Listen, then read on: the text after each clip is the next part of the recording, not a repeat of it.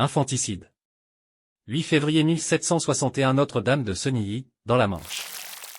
La condamnation à mort de Catherine Tabary, pour avoir caché sa grossesse et la naissance de son enfant, condamnée à être pendue et étranglée sur la place du Marche de Grand-Angely et pour son corps exposé pendant 24 heures. Sentence exécutée le 8 mai 1761.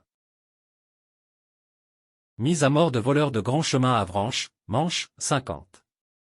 Le lundi 23 décembre 1675 par jugement pronostal du sœur de Moidré ou assista Monseigneur de Dreux intendant dans cette généralité, ensuite de la question ordinaire et extraordinaire furent condamnés à mort pour vol de grand chemin.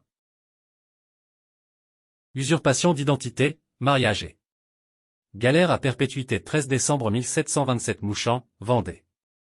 Amende honorable en chemise, la torche au poing, du nommé Arnoux, prédiquant pour avoir pris le nom de Jean-François Cartier, proche au aumônier sur les naissances du roi, et avoir fait plusieurs mariages de religionnaires. Condamné aux galères à perpétuité.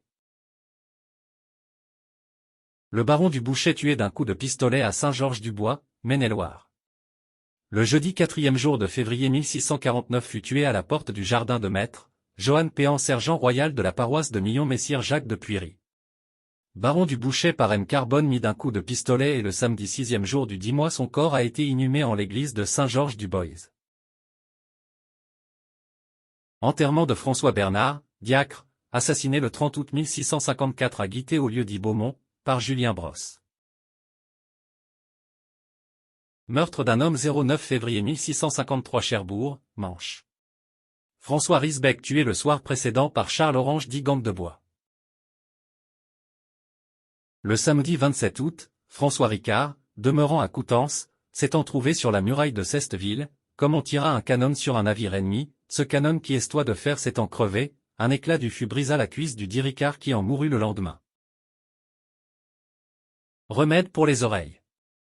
Année 1650 le Plessis-Grimoux, Calvados. Pour la surdité, pour le bruit des oreilles. Prenez un oignon entier que vous aurez laissé auparavant tremper dans de la bonne eau de vie et laissez cuire sous la cendre, exprimant le suc que vous pénétrez dans les oreilles. Creusez un oignon et le remplissez de graisse anguille et vous en servirez.